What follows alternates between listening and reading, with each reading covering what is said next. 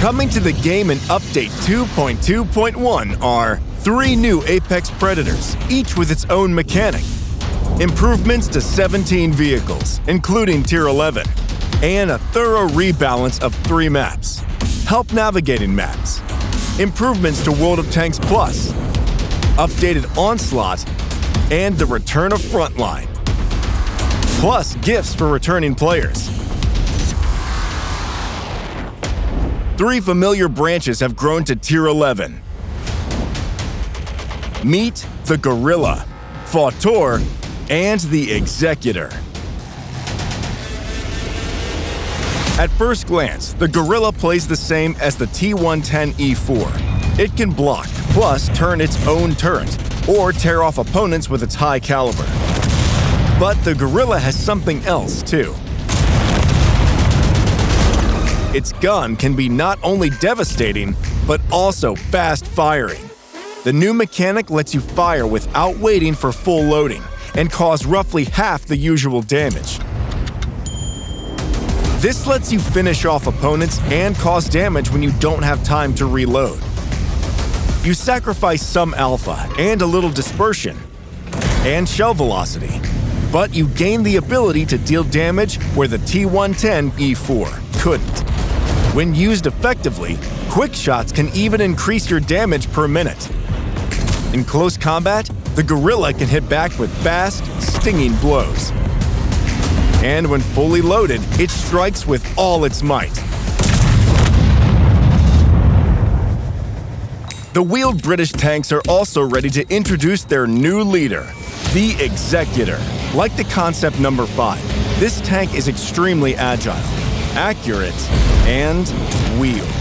But unlike its predecessor, the Executor can do this. Its mechanic improves all mobility parameters: maneuverability, top forward and reverse speeds, and engine power, which increases by 50%.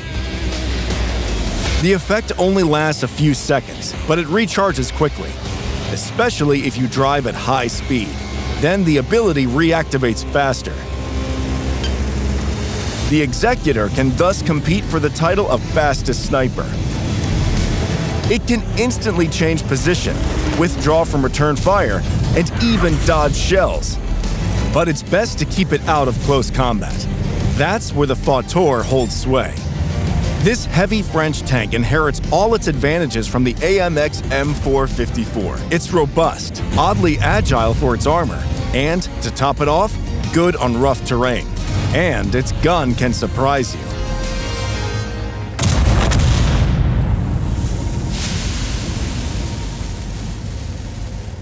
That's down to its special mechanic. The damage per shot increases as the energy scale fills. The scale even fills during reloading. So by the time it's complete, the Fauteur is already ready to cause about 430 HP of damage. If you wait a little longer, the damage will rise to 500 HP, and that's just the beginning. When the scale is filling, you can hit X and turn off the limiter. The damage will jump to 650 HP almost instantly. Overload increases the dispersion and aiming time, so use it wisely. You can keep the scale at maximum level for as long as you like, but if you need an accurate shot, you can turn off the overload by pressing X again. You decide for yourself when's best to deal a steady shot, and when it's worth risking a blow from the heart. You get even more opportunities to fight fancy. In this update, we have improved the characteristics of 4 Tier 11 tanks along with their predecessors. The Object 432U was upgraded recently, but it's still tricky to get the most from. The second installment has improved its upper glacis plate and firing comfort. Now, the Object will fulfill its role as a gallant assault vehicle better. The tech specs of 2 of its predecessors have been similarly tweaked. The Imbattable has become more resilient, precise, and dangerous. Higher damage per shot and HP, plus other adjustments, make utilizing the autoloader simpler and more enjoyable. And to make researching the line just as enjoyable, we've improved the characteristics of the AMX50B as well as several modules of the 5120 and 5100. The Contriver boasts boosts to both armor and mobility. This will let you better unlock the potential of both its barrels. For example, approaching opponents for a salvo will be faster and safer. The Tier 8 and 9 vehicles have gotten improvements to several modules. But the can opener doesn't need them. The STK2 has received timely adjustments based on fresh statistics and tankers' feedback. The HP pool has been increased, and the armor has become markedly thicker. This will allow the STK to survive on the front line, just as a heavy tank should. And, more importantly, its special mechanic has been improved. Now it cools the gun even more effectively. This will raise its average firing accuracy. The Type 71 has also gotten some love. And the Tier 8 and 9 have become more effective out of the box, making research plain sailing. There are also a few premium vehicles. The Panther 8.8, STR-VK, and WZ-120 GFT have gotten improvements that they clearly needed, which will make them more exciting and relevant. You can learn more about the Rebalance and the new Tier 9s in a separate video or in articles. Let's move on to maps. In this update, we've enhanced 2 of them, while a third will appear in random battles for the first time. Klondike, familiar from Grand Battles and Onslaught, has gotten an updated version for 15v15 battles. The southeastern corner has been thoroughly redesigned. It now has a port with plenty of cover, providing more space for heavy vehicles. The terrain has been reworked slightly in all other parts of the map. New cover has been added, as well as positions and opportunities for implementing your tactics. On Serene Coast, we've improved interaction between different flanks and gameplay comfort for heavy vehicles. All the liveliest zones have been tweaked. Most significantly, the map's center. It now has more cover for heavy vehicles. A rocky hill has sprouted in the middle of the map, and through it, a railway tunnel. Not only for trains. The first line has become a flank for maneuverable vehicles. Now you'll find advantageous but sometimes risky positions on the hills. The coast has become more sniper-ish. It will now host more long-range skirmishes, but nothing stops you surprising opponents with a sudden breakthrough. Several positions around the spawn points have also changed.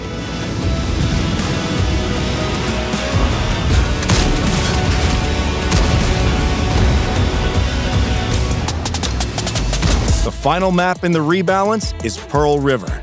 On the flank for heavy vehicles, the team balance has been improved regarding positions and time for taking them. The field in the center has changed most of all. The cliff that used to block firing has been removed, and a new bridge now leads into the village. Passages and positions have become more mirrored. We hope you'll like the updated maps. Play and give us feedback. When you haven't played a certain map for a while, it can be hard to figure out how to start your battles. If you've ever wondered which way to battle, check out our experimental minimap feature. The tips are based on a large amount of data on player behavior on the maps and correspond to the most popular lanes at the start of battle for your chosen vehicle role and tier. For new and reworked maps, the recommendations are initially put together manually and will be updated later as the statistics are gathered. The zone highlighting disappears after the start of battle, since the initial positions could quickly lose relevance as it progresses. The tips operate for vehicles of Tier 6 and higher, and are entirely absent for light tanks. Scouts often need to make decisions based on the situation. Plus, light tanks can move around actively. The new feature will be turned off by default for most players. Try enabling it in the game settings. Map tips aren't the only pleasant surprise for returning commanders. Players who haven't entered the battle for over 60 days will be able to simply log in and receive lots of rewards. Tier 8 and 9 premium rental vehicles, 30 days of World of Tanks premium account, personal reserves, missions for 5 times XP, and a bundle of equipment. The gift is only available until May 7th, so don't miss it. Tell a friend who hasn't side-scraped in a while to come and play. In this update, World of Tanks Plus will include a Tier 9 premium tank that's exclusive to all subscribers, together with its own 2D style that clearly indicates the vehicle's Spanish origin. The Leox is a Spanish project from the 1960s that combined the turret of the AMX-30 and the hull of the Leopard 1. The result was a worthy, maneuverable sniper that could hold its own against competitors. Now, this Tier 9 premium tank is available to all World of Tanks Plus subscribers, both with the standard core plan and with the Pro version. The already much-loved TS-54 also remains in the subscription. The final Onslaught season in the annual cycle will launch with some exciting new features. Now, during the countdown, each team can vote to ban one vehicle, which will become unavailable for all players on both teams. This gives you a chance to exclude the most dangerous enemy vehicle for you and its copies, or propose to ban the least useful vehicle from your own team. If your vehicle ends up banned, you'll have enough time to choose another one. You can learn all the details about this feature in the Portal article. The airfield map has been fine-tuned to better suit the 7v7 format. Erlenberg and Safe Haven have also been adjusted a little.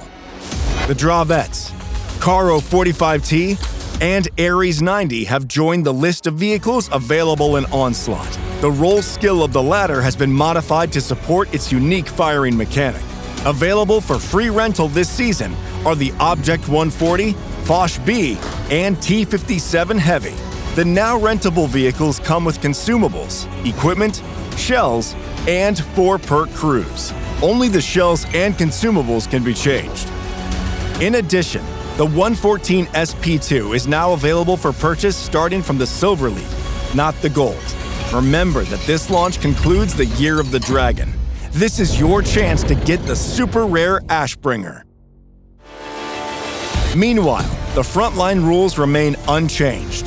Hold the line, push forward, use combat reserves, and drive different vehicles in one large-scale 30v30 battle. That's almost everything that awaits you in the near future. Play new and improved vehicles. Check out the maps. And World of Tanks Plus. Block damage in Onslaught and Frontline.